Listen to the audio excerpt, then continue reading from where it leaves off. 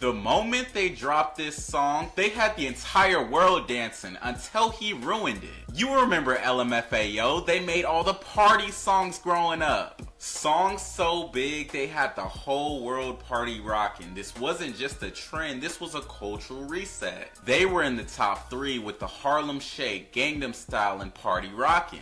Everyone was happy, and right after that, they dropped a song called Smexy and I Know It, and all insecurities were cured. And honestly, it came out the best time possible. Be honest, you drop that song today, it's going triple cardboard. These two were on top of the world until the Super Bowl came around. A lot of people don't know these two are uncle and nephew. He's Unc and he's nephew. But his dad is the founder of Motown Records. You know, the same one that signed Michael Jackson and Diddy? At one point in time, he was the most powerful man in music. If I was born 20 years earlier when he signed Diddy, I could have been Drake. So of course they went and asked him, hey dad, can you sign us to your label? He said, no, because he didn't think they were that good. He thought they were some joke. His dad was a very serious man and this was not a very serious group, and he didn't believe in mixing business with family. But see, Redfoo had a best friend named will.i.am who just so happens to be a part of a famous group called the Black Eyed Peas. So he asked him, hey Will, you trying to help a light-skinned brother out? Will said, sure, we've been friends since high school. So he signed them through Interscope to his own imprint label called will.i.am, but instead of a creative name, will.i.am just came up with will.i.am Music Group. And he introduced them to the rest of the Black Eyed Peas, one girl named Fergie. And they dropped a banger called Getting Over You. Redfoo went back, looked at his dad, and thanked him for not signing him. He didn't want to be around Diddy. Finally, they get taken seriously and dropped a party rock album with some of the biggest songs ever on it. Sorry for Party Rockin', Sexy and I Know It, Party Rock Anthem. Their music was everywhere. Ads, movies, workout mixes, radio.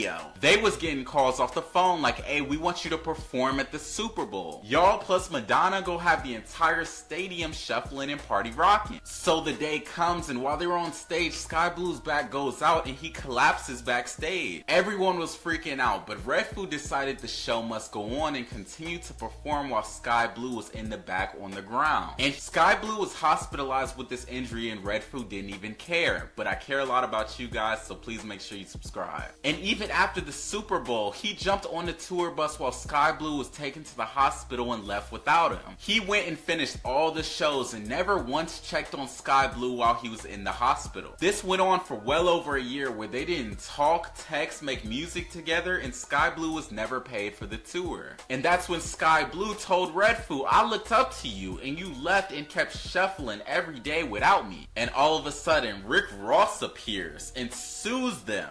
He says that Everyday I'm Shuffling song sounds a lot like my Everyday I'm Hustling song. He filed a copyright infringement and accused them of stealing his lyrics. That hustling was his signature line and they flipped it into shuffling without his permission, but he ended up losing. But the best part was in the lawsuit. It explained the real reason why Lmfao broke up. It's because Redfoo wanted full control of the group and didn't want Sky Blue in the loop anymore. So they go solo. Sky Blue tried to come back and release music, but they never recognized him as an individual. It was like Robin without Batman. But when Redfoo dropped a new song, people actually liked it. It blew up. He went back to Sky Blue and told him he never needed him, but not so fast. So years go by and culture starts to change up a little bit. Remember when I told you their music came out at a perfect time? Because any time later, that wasn't gonna slide. And that's exactly what happened. Redfoo wanted to make another Smexy and I Know It, and that's what he tried to do. Called Literally I Can't, and people are just calling it out left and right.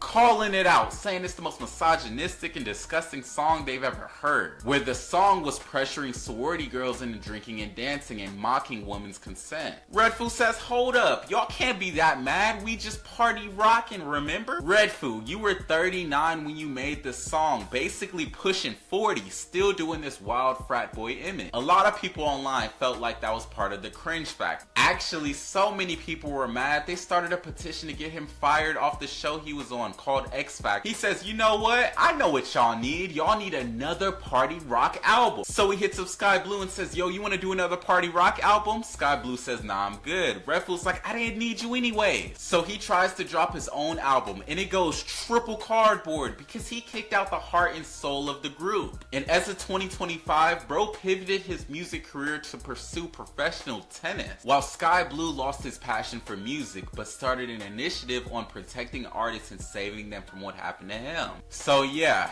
he was the reason why party rockin' was ruined for everybody. It's your boy Poppy Dre in the building, man. I'm doing this in one part, so follow me. Thank you all for watching. Please hit that subscribe button if you want to see more. We need you.